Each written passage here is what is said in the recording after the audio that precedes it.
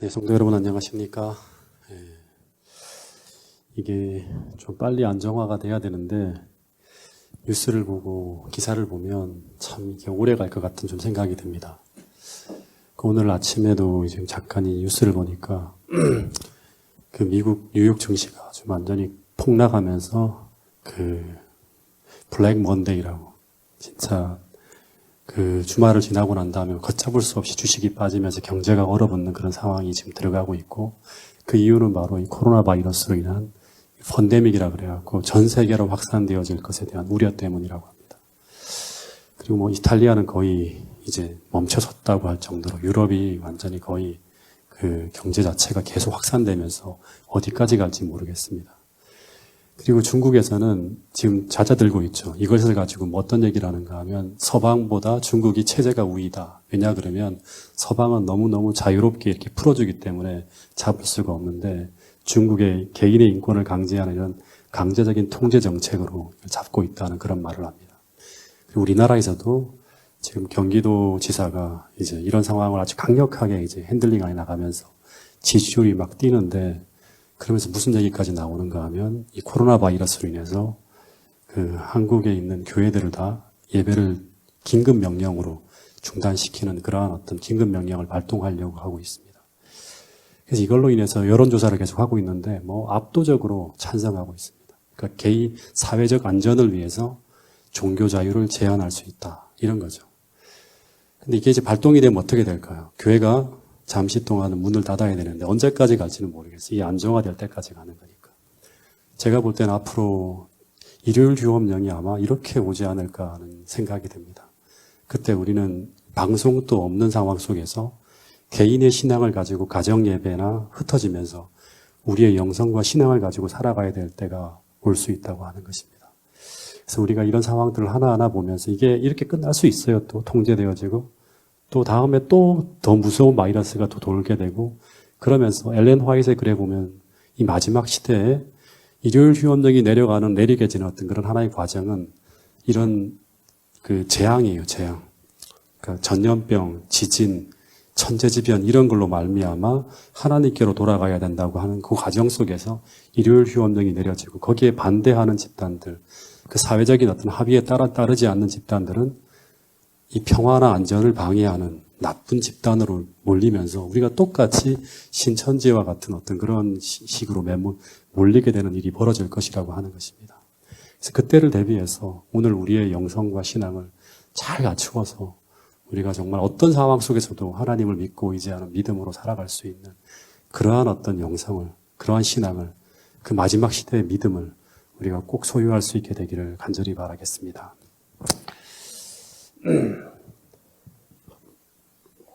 오늘 창세기 29장을 이제 나가보겠습니다. 창세기 28장에서 이제 야곱이 베델에서 회개하고 하나님을 만난 후에 이제 하란을 향해서 나아갑니다. 근데 1절에 보면 야곱이 길을 떠나라고 하는 말이 나오죠. 근데 이 야곱이 길을 떠난다고 하는 이 단어들은 아사 라글라우라고 하는 히브리어를 쓰는데 두 가지 동사가 합성되어 있습니다. 어떤 말과 어떤 말인가 하면 히브리어로 들어 올리다고 하는 나사라는 동사하고요.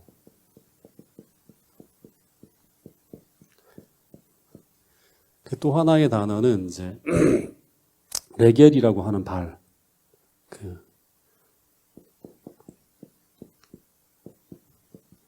이 레겔이라고 하는 발이 이제 합쳐진 그러한 단어예요. 직역하면 야곱이 그의 발을 질질 끄는 게 아니라 탁 경쾌하게 들어 올리면서 갔다고 하는 그런 이제 식으로 직역할 수 있다고 합니다. 재림교회 성경 주석을 읽어보니까 이것은 경쾌함을 함축하며 또한 지난밤에 그가 겪은 경험으로 갖게 된 마음의 상태를 반영한다라고 표현하고 있습니다.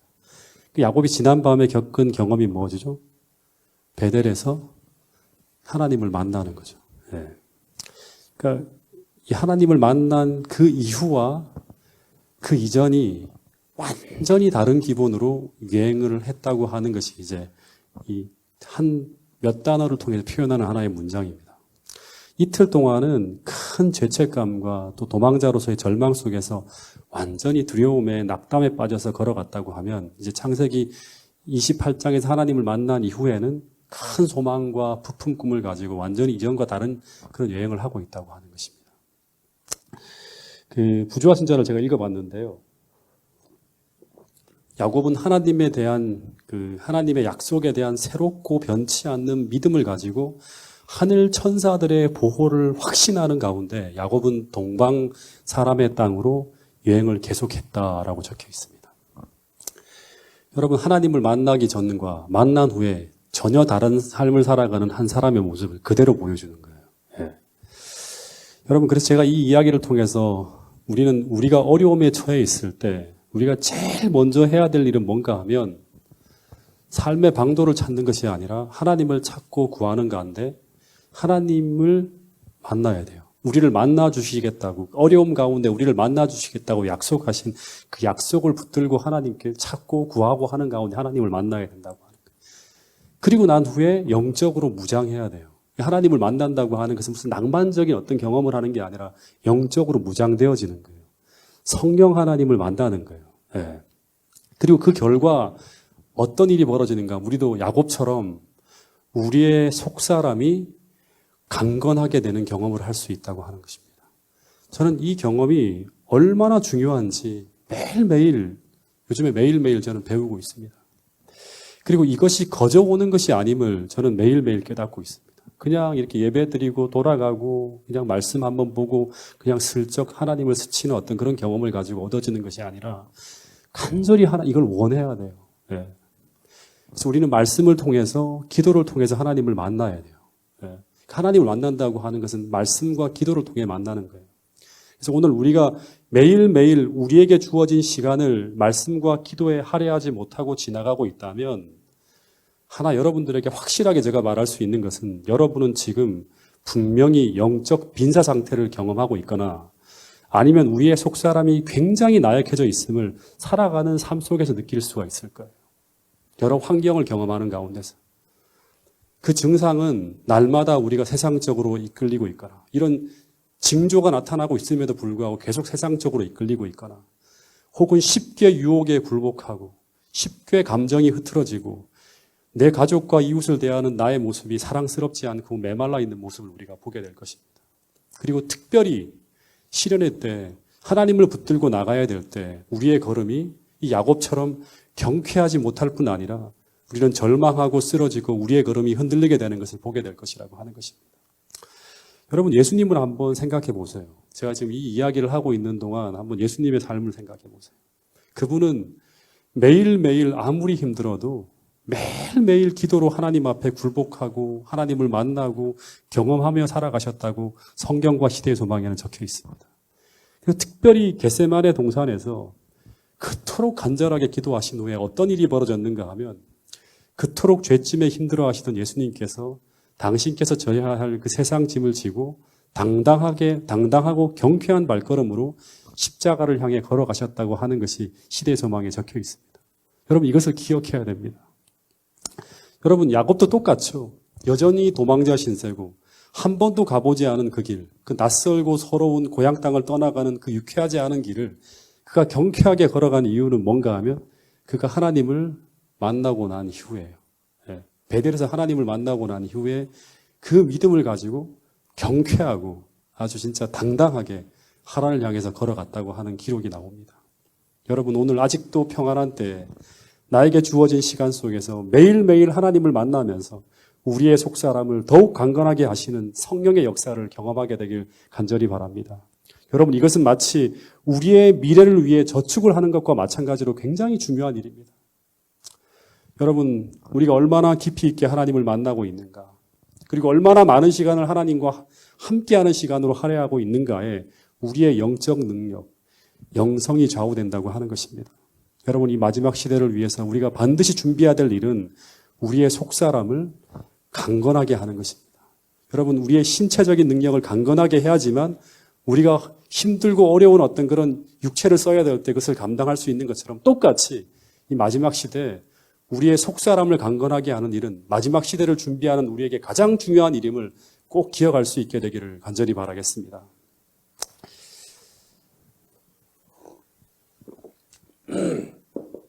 근데 이렇게 마음의 힘을 얻은 야곱은 이 하나를 향해서 쭉 나아가는데 아마 매일매일 야곱이 그 베델에서의 경험만 기억하고 완전은 그 다음에는 기도 안 했을까요?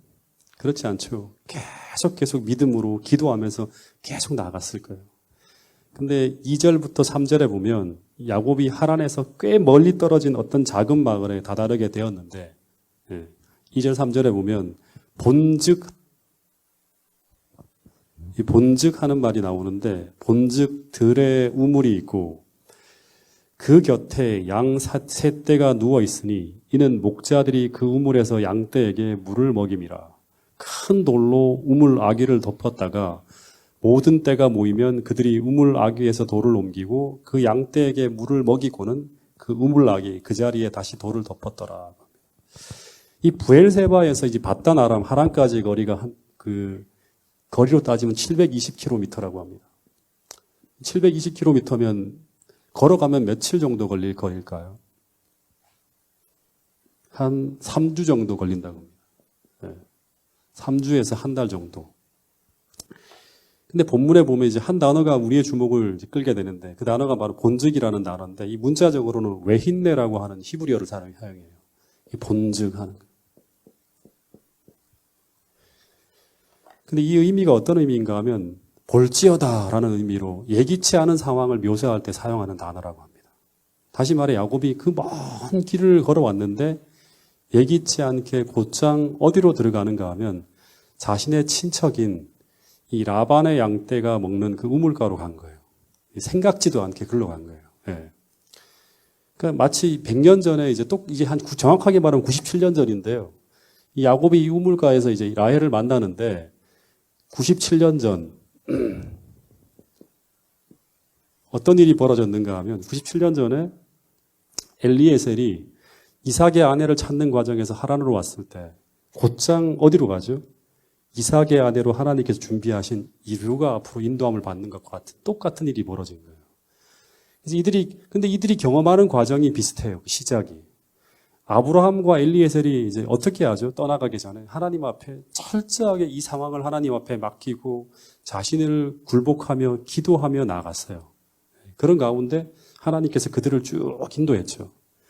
근데 야곱도 창세기 28장에서 어떤 일이 벌어졌는가 하면 베델에서 아주 깊은 회개와 기도한 후에 하나님 앞에 굴복하고 기도하며 나갈 때 똑같은 경험을 하게 되는 거예요. 여러분 똑같은 일이 반복해서 같은 상황에서 반복해서 벌어질 때 우리는 그것을 뭐라고 하는가 하면 패턴이라고 하기도 하고 또는 공식이라고 하기도 하고 이게 항상 불변으로 나타날 때는 법칙이라고 하기도 합니다. 근데 여러분 성경의 이야기를 읽어보면 똑같은 상황에서 똑같은 일들이 계속 반복되어지는 것들을 참 많이 볼 수 있어요. 성경의 공식이 있어요. 하나님이 일하시는 법칙이 있고 방법이 있어요. 여러분 우리가 때때로 우리 힘으로 노력해서 달려가고 우리 힘으로 살 길을 찾아가고 하는 것처럼 보이지만 실제로는 하나님께서 우리를 인도하고 계신다고 하는 거예요. 이게 성경을 통해서 우리에게 보여주는 굉장히 중요한 교훈 중에 하나예요. 그래서 우리의 인생이 때로는 믿음대로 살고 있지만 혼란스럽고 일견 다 꼬여있는 듯이 보이는 그런 길을 걸어가고 있는 것 같지만 하나님은 그 상황에서도 우리를 계속 당신의 섭리하에 우리를 이끌고 있다는 사실을 잊지 않아야 된다고 하는 것입니다. 그래서 우리는 끊임없이 맡겨야 되고 끊임없이 굴복해야 되고 끊임없이 하나님을 만나며 경험해야 되는 거예요. 그래서 힘을 얻어야 돼요. 계속. 그러면서 하나님께서 마련해 놓으신 그 약속하신 그 성경의 공식과 신앙의 법칙을 우리가 믿어야 되고 그리고 하나님께서 일하시는 방법과 패턴을 우리가 이해하고 깨닫고 그 방법대로 따라가는 것을 우리의 삶의 법칙 속에 만들어줘야 되는 거예요. 그래서 언제라도 그런 일이 닥치면 우리 힘으로 해결하지 않고 하나님께 굴복하고 맡기고 따라가는 거예요. 그러면서 그 문제를 풀어가시는 하나님을 경험하고 만나야 되는 거예요. 그 기적 같은 일들이 그 성경의 주인공이 우리가 될 수 있도록 계속 성경 속으로 우리를 집어넣어야 되는 거예요. 여러분 어쨌든 야곱의 사닥다리를 보았지만 그거는 약속이에요. 약속. 하나님께서 언제까지나 너와 함께 하시겠다고 약속만 받은 거예요. 근데 어떻게 하나님께서 자신을 돕고 계신지 이제 그 첫 번째 경험을 하게 되는 거예요. 이 우물가에서. 이 우물 곁에 도착했는데 이곳은 하란에서부터 좀 떨어진 곳이에요. 근데 그 우물 곁에는 양 세 떼가 누워서 순서대로 물을 마시기를 기다리고 있었다고 합니다. 근데 4절에 보면 야곱이 그곳에 도착해서 그 사람들에게 이런 이야기를 했다고 합니다. 4절, 5절 한번 읽어볼까요? 먼저 4절, 5절 시작. 야곱이 그들에게 이르되 내 형제여 어디서 왔느냐 그들이 이르되 하란에서 왔노라. 예, 먼저 야곱이 그 목자들에게 당신들 어디에서 온 사람들입니까? 하고 물었어요. 근데 그때 이들이 어디에서 왔다? 하란에서 왔다고 합니다. 근데 이 하란에서 왔다는 것을 알고 야곱이 너무 반가워서 하란에 자기가 가려고 하는 목적지잖아요. 물어보는 거예요. 혹시 나홀의 손자 라반을 아는지 물어봅니다. 나홀의 손자 라반을 아는지. 이 나홀의 손자 라반이라는 사람은 자기가 한 번도 만나본 적이 없는 외삼촌이에요. 근데 반드시 만나야 돼, 살기 위해서. 이 사람은 어머니에게서 들은 이름이에요. 근데 어머니는 자신의 오라버니인 라반을 언제 봤죠? 97년 전에 봤어요. 네. 그리고 한 번도 본 적이 없습니다. 97년 전이면 지금으로부터 말하면 1923년에 보고 지금까지 못 본 사람이에요. 네. 근데 한두 번 지나가는 상인들에게 소식을 한두 번 들었을 뿐, 그게 전부인 거예요. 근데 야곱이 무작정 살기 위해서 외삼촌 집을 향해 나가고 있었지만 도대체 아직도 그곳에 외삼촌이 계신지 혹은 그분들이 이사를 했는지 죽었는지 망했는지 아무것도 모른 채 지금 가고 있는 거예요. 단지 지나가는 상인들에게 전하는 마지막 소식만 듣고 어머니로부터 듣고 난 다음에 가는 거예요. 근데 하란 출신의 목자들을 만나서 너무나 반가운 나머지 나홀의 손자 라반을 아는지 물어요. 네. 그랬더니 그들이 뭐라고 합니까? 안다고 합니다. 그래서 또다시 너무나 반가워서 그러면 그분이 지금 평안하신지를 물어보는 거예요. 이 평안하신지라고 묻는 거는 샬롬 하는 거예요. 네. 다시 말해 이 말은 그 사람이 생존해 계시고 잘 살고 계신지를 물어보는 거예요. 그랬더니 그 사람들이 뭐라고 말한가? 평안하게 잘 살고 계신다고. 이 말을 들었을 때 야곱이 너무나 감사했을 거예요. 근데 그 이야기를 하고 있는데 이 목자들이 더 놀라운 말을 하고 있어요. 이때 야곱이 하나님께 감사했을 거예요. 아마 감격했을 거예요. 그 말이 어떤 말인가 하면 잠시 후면 이 야곱이 지금 찾아가야 하는 곳, 즉 나홀의 손자인 라반의 집에 직계 딸 라헬이라고 하는 여자가 지금 양을 몰고 이곳에 도착할 것이라고 말하고 있는 거예요. 진짜 여러분 이게 탁 지금 우리가 중요한 포인트들만 지금 만나고 있지. 지금 이 야곱이 한 달 가까이 여행을 하면서 고민하고 있던 그 문제들이 막 하나님의 섭리하에서 막 풀어지고 있는 걸 보고 있는 거예요, 지금. 너무나 신기한 거예요. 근데 지금 이곳은 어떤 곳인가 하면 양을 치는 사람들이 서로 우물을 공동으로 정해놓고요. 합의하에서 같은 시각에 만나서 서로 이 우물의 바위를 같이 치우고 큰 돌을 갖다 놓잖아요. 혼자서는 못 치우는 거예요.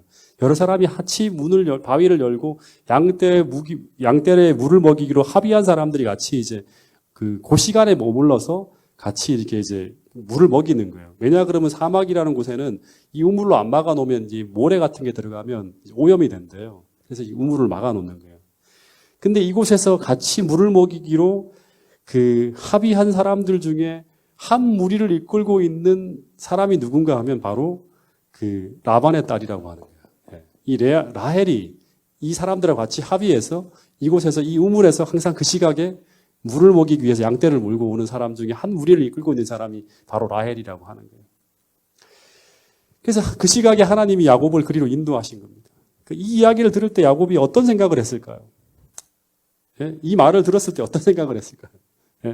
그냥 감격한 게 아니라 한편으로는 우리는 이런 생각을 할 수 있어요. 이런 일이 벌어지면 여러분의 삶에 만약 이런 일이 벌어지면 이것이 우연일까 하는 생각을 하실까요? 여러분들이? 야, 참 오늘 재수 좋다. 이게 우연일까? 이런 생각을 할 수 있겠죠. 근데 동시에 야곱에게 떠오르는 생각이 뭘까? 이게 우연일까라는 생각이 떠오르면 동시에 떠오르는 생각이 뭘까요? 창세기 28장 15절에 내가 너와 함께 있어. 내가 어디로 가든지 너를 지키며 너를 이끌어 이 땅으로 돌아오게 할지라. 내가 내게 허락한 것을 다 이루기까지 어떻게 한다? 하나님은 너를 떠나지 않을 것이다. 너는 전적으로 나에게 굴복하고 내가 이끄는 대로 따라오라고 하는 거예요. 여러분, 근데 이 말씀이 야곱에게만 적용되어지는 말씀이 아니죠. 주님은 오늘 우리에게도 우리와 언약하시고 우리에게도 사명을 주셨어요. 야곱처럼. 그래서 우리가 주의 뜻을 따라 살아가는 사람들이라고 한다면 주님은 어떤 약속을 주셨죠? 세상 끝날까지, 주님 오시는 그날까지 주님께서는 우리와 함께 하실 것이고 우리에게 허락하시는 것을 다 이루시기까지 우리를 떠나지 않으실 것이라고 약속하셨다고 하는 사실을 잊어서는 안 되는 것입니다. 이 약속을 믿고 예수님은 그 하늘로 승천하시기 전에 우리에게 말씀하시기를 너희는 마음에 근심하지 말라고 하고 있는 것입니다. 여러분, 내가 너와 함께 있어. 내가 어디로 가든지 너를 지키며 이 약속의 말씀이 지금 야곱이 경험하고 있는 그 상황에 그 말씀 그대로 적용되어지고 있는 상황임을 우리가 알 수 있는 것입니다. 다시 말해서 하나님은 지금 야곱을 그곳으로 인도하셨고 그리고 그곳에서 그 시각에 라반의 딸을 만나게 하신 거예요.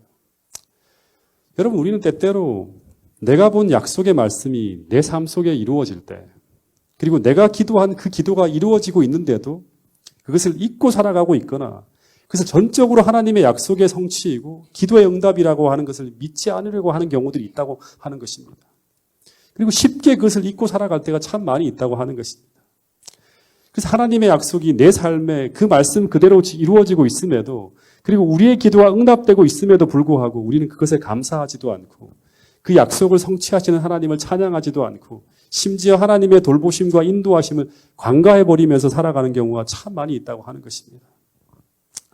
그런데 언제나 믿음의 사람들은 그것을 꼼꼼히 찾고 확인하고 기억하며 날마다 감사하고 찬양하며 살아가고 있었다고 하는 것입니다.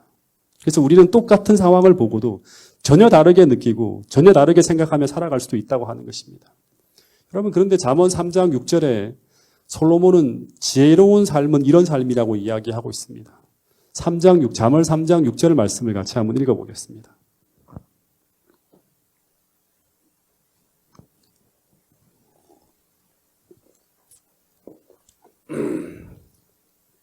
자, 잠언 3장 6절 말씀입니다. 시작. 너는 범사의 그를 인정하라. 그리하면 내 길을 지도하시리라. 네, 범사에 항상 그분을 인정하라. 그러면 하나님께서 내 길을 지도하시리라고 하는 거예요. 이 말은 날마다 나의 삶에 벌어지는 일을 통해서 하나님의 돌보심과 인도하심을 기억하고 그리고 그것을 인정하며 살아가라고 하는 것입니다. 그렇게 할 때만 하나님은 계속적으로 하나님의 지도하심을 우리가 받을 수 있다고 하는 것입니다. 어쨌든 이제 이 목동들의 말을 듣고 난 다음에 야곱이 그 라헬을 기다리고 있었겠죠. 근데 9절에 보면 라헬이 그의 아버지의 양과 함께 쫙 오고 있었다고 합니다. 근데 이는 그가 그의 양들을 치고 있었기 때문이라고 하는 말이 나오는데 이 양을 치고 있었다고 하는 이 이제 그 문장은 직역을 하면 그녀는 목자였다고 하는 거예요. 로아라고 하는 게 이제 목자라고 하는 표현인데 이 라헬이 목자였다고 하는 거예요. 근데 이 라헬이 그 아버지 라반이 엄청난 부자죠. 그죠? 근데 당시에는 부유한 가정 출신의 여성일지라도 양을 치는 것이 품위를 떨어뜨리는 그런 일이 아니었다고 합니다. 오히려 이렇게 가족의 그 필요에 기여하는 것이 큰 특권으로 알고 많은 여자들이 양을 치고 그런 일을 했다고 하는 거예요. 그래서 이제 10절에 보면 이 야곱이 그 라헬과 그 외삼촌의 양들을 보고 어떤 기분이 들었는가 하면 너무너무 이제 그 감사한 마음이 들었겠죠. 이제 살았다 하는 생각이 들었을 거예요.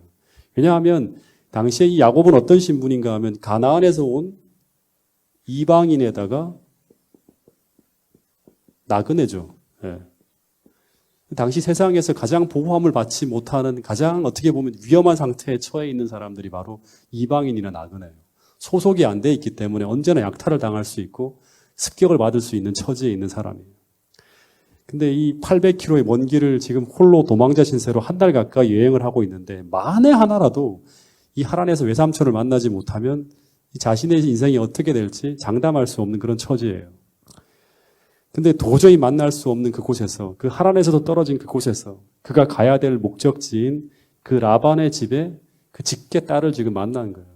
그래서 마치 하나님께서 지금 그를 돌보시고 인도하시고 계심에 대한 하나의 증거예요. 그래서 라헬을 보자마자 너무나 감사한 마음에 먼저 어떤 일을 하고 있는가 하면 자진해서 그 무거운 이제 돌멩이를 탁 치우고 그 다음에 외삼촌의 양떼들을 다 자기 양떼인 것처럼 다 물을 먹입니다. 그리고 난 후에 11절에 보면 라헬에게 다가가서 이 낯선 남자가 입을 맞춥니다, 먼저. 예. 그리고 난 다음에 소리 내어서 펑펑 울어요. 그러면서 내가 누구다? 바로 너의 아버지의 생질이에요. 직계 조카라고 하는 거죠. 그리고 리브가의 아들 됨을 말하였다고 합니다. 근데 이 야곱이 흘린 이 눈물은 어떤 눈물인가 하면 회개의 눈물이나 슬픔의 눈물이 아닌 하나님께 너무나 감사한 기쁨의 눈물이었을 거예요. 하나님 살려주셔서 감사합니다. 그러자 이 라헬이 바로 이제 아버지에게로 달려가서 이 야곱에 대한 이야기를 알리고 그런 다음에 라반이 쫓아 나옵니다. 그래서 야곱을 데리고 집으로 들어가요. 근데 여러분, 지금 여러분이 만약에 라반이라고 하면 이 야곱을 보는 순간에 그냥 자신의 생질이라고 하는 그런 말을 그냥 믿을 수 있을까요? 바로? 믿을 수가 없죠. 예. 왜냐하면 지금 야곱의 몰골이 말이 아니에요, 지금. 예. 97년 전으로 돌아가 보면 이제 97년 전에 누가 왔죠? 엘리에셀이라는 사람이 리브가를 신부로 데려가기 위해서 그때 그 집에 올 때는 어떻게 왔는가 하면 많은 수행원들을 데리고 종인데도 불구하고 수행원들을 데리고 엄청난 보화를 가지고 나타났어요. 굉장히 어떻게 보면 부유한 집의 어떤 그런 사람 부자라는 걸 딱 알 수 있을 만큼. 그래서 바로 리브가에게 코걸이, 손목걸이 막 이 선물을 주니까 라반이 그거를 보고 눈이 휘둥그레져서 쫓아나왔잖아요. 그 정도로 엄청난 어떤 그런 부유한 집이 바로 아브라함과 이삭의 집이라고 하는 것을 나타냈어요. 그래서 라반이 알고 있기는 지금 이 야곱의 할아버지인 그 아브라함이나 아버지인 이삭이 엄청난 부자라고 들었는데 이 100년 만에 시집간 동생의 아들이 왔는데 어떻게 왔어요? 수행원도 없이 한 달 동안 이 노숙을 하면서 거의 거짓골을 해서 지금 온 거예요. 수행원도 없이. 그 부잣집 아들이. 그리고 자기가 누구다? 리브가의 아들이라고 하니까 믿을 수가 없죠. 그래서 그 이유를 이렇게 쭉 물었을 거예요. 너가 어떻게 해서 이렇게 왔는지. 근데 왜 이런 모습으로 왔는지 물었겠죠. 그때 야곱이 어떤 말을 했을까요? 어떤 말을 했을까요? 솔직하게 이제 뭐예요? 술수를 쓰지 않아요. 지금부터 이제 야곱은. 이걸 잘 알아야 돼요. 이 술수를 쓰지 않고 야곱은 베델에서의 경험 이후에는 솔직하게 다 말을 했을 거예요. 자신이 태어날 때 받은 장자에 대한 예언과 그것을 이루려는 과정에서 자신이 잘못한 기만과 거짓된 행동을 다 솔직하게 이야기했을 거예요. 그리고 베델에서의 경험까지 다 이야기했을 거예요. 그리고 그러면서 어떤 말을 했을 거냐. 마지막에 한 말이 아마 형이 마음이 풀리거나 혹은 상황이 바뀌어서 자기가 집으로 돌아갈 수 있는 상황이 벌어지면 자신은 장자의 소임을 다하기 위해서 하나님께서 자기에게 맡겨주신 그 사명을 감당하기 위해서 반드시 돌아가야 할 사람이라는 이야기를 다 했을 거예요. 그때까지만 잠시 삼촌의 집에 머물게 해달라고 이야기를 합니다. 그러면서 이 삼촌 집에 머물면서 늘 야곱은 부모님이 계신 고향을 그리워하고 또 빨리 형님의 마음이 풀어져서 이제 돌아오리라는 그 기별을 듣기 위해서 학수고대하면서 날마다 기도하면서 하루하루를 보냈을 거예요. 마치 오늘 우리가 우리의 하늘 본향인 그리스도의 재림을 우리가 이제 하늘로 올라가도 된다고 하는 그 약속을 기다리며 살아가는 것처럼 똑같이 그렇게 살았을 거예요. 그리고 이 야곱이 라반의 집에 온 목적은 또 한 가지가 있죠. 이게 바로 뭔가 하면 그냥 실제로는 도망쳐서 왔지만 공식적으로 떠나가게 된 계기가 뭐죠? 아버지 어머니가 뭐 때문에 보냈죠? 이 하란으로 뭐 때문에 보냈습니까? 네, 그렇죠. 그 엄마와 아버지가 야곱을 이리로 보낸 피상적인 목적이지만 어떻게 보면 그가 약속을 이어가는 장자로서 대단한 중요한 목적이 뭔가 하면 아내를 구하기 위해서 이제 하란으로 간 거예요. 그래서 이 야곱이 삼촌 집에서 한 달을 머물어요. 한 달.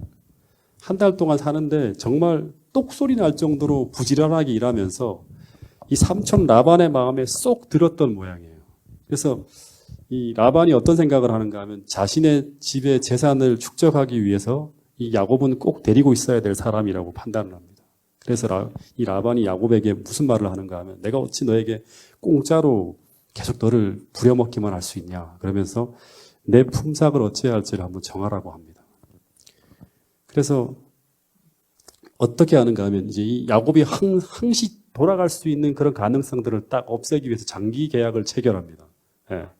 그래서 야곱이 뭐라고 하는가 하면 그냥 나는 보수는 받을 필요 없고 제가 당신의 둘째 딸 이 라헬을 제가 사랑하는데 그 딸을 위해 제가 결혼 지참금으로 드릴 수 있는 재물은 하나도 없잖아. 빈털터리니까요. 그러니까 7년간 무보수로 일할 테니까 둘째 딸을 달라고 합니다. 이 결혼하기 위해서 지참금이 당시에는 꼭 필수였다고 합니다. 그 지방에서는. 왜냐 그러면 이 지참금을 왜 주는가 하면 그 여자를 데려오게 되면 그 집에 노동력이 하나가 사라지잖아요. 거기에 대한 대가. 두 번째는 부모님이 그 딸을 키울 때까지 들은 수고에 대한 답으로 이제 항상 지참금을 준다 그럽니다. 근데 이제 7년간 나는 이 라헬을 얻기 위해 7년 동안 내가 무보수로 일할 테니 그걸 지참금으로 해결해 달라고 얘기를 합니다. 그랬더니 라반이 그렇게 하라고 해요. 근데 20절에 보면 7년 동안 이제 무보수로 일하는데 이 라헬을 너무너무 사랑하는 까닭에 7년을 단 며칠 일하는 것처럼 그렇게 순식간에 보냈다고 합니다.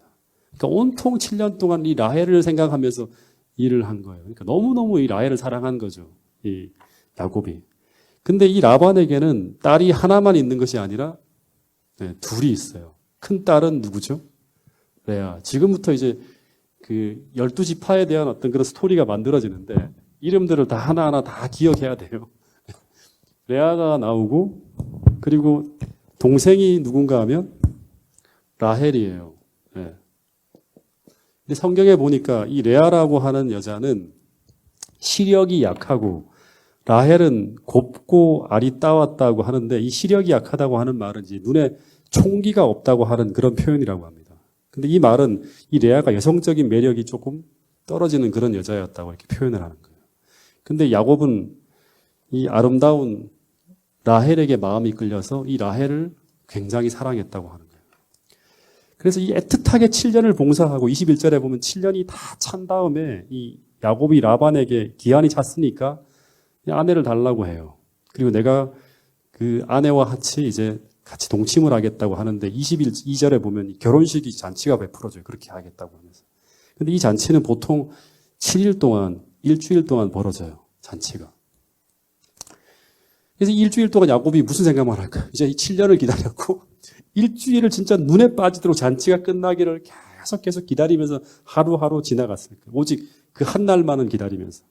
23절에 보면 잔치가 다 끝났어요. 그런 다음에 저녁에 이제 야곱이 신방에 들어갔는데 이 라반이라는 인간이 야곱이 그토록 사랑했던 이 둘째 딸 라헬을 신방으로 집어넣는 게 아니라 레아를 데리고 야곱에게로 데려갔다고 합니다. 근데 문제는 야곱이 신부가 바뀌었는데도 그날 아침까지 눈치를 못 챈다고 하는 거예요. 여러분 왜 눈치를 못 챘을까요? 저라도 눈치를 못 챘을까요? 그렇게 사랑하는 여자인데. 첫 번째는 당시 신부는요. 얼굴만 가리는 게 아니라 전신을 면포로 다 가린다고 합니다. 전신을 다 가려요. 남자가 보지 못하도록.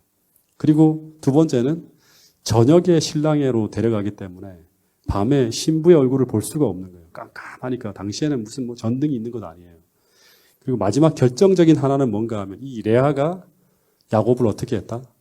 사랑했다고 하는 거예요. 네. 어느 날 갑자기 이제 야곱이 나타났는데 두 자매가 다 야곱을 다 사랑했어요. 근데 야곱은 라헬을 사랑했고 늘 라헬에게만 사랑을 표현했는데 이래서 라헬과 결혼할 것을 당연히 철떡같이 모든 사람이 믿고 있었는데 어느 날 아버지가 레아에게 뚱딴지 같은 제안을 하는 거예요. 그러니까 너가 야곱의 아내로 들어가라고. 라헬이 아니라 얘기를 하는 거예요. 근데 보통 여자라면 바로 탄로가 나잖아요. 그러면 절대 안 된다고 하면서 반대할 텐데 그렇지 않고 순순히 들어가는 것으로 보아서는 이 레아도 야곱을 좋아했다고 하는 거예요. 그리고 그 이후의 이야기를 보더라도 이 레아는 늘 야곱을 멀리서 사랑만 해요. 계속. 예. 정말 어떻게 보면 비극적인 여인이죠. 예. 물론 남편을 선택하는 것이 당시 여성들에게 선택권이 없었어요. 아버지가 하라고 하면 무조건 해야 돼요. 근데 레아가 무조건 거기에 반대했다면 그 계획이 아버지의 계획이 성공할 수는 없었을 거예요. 예.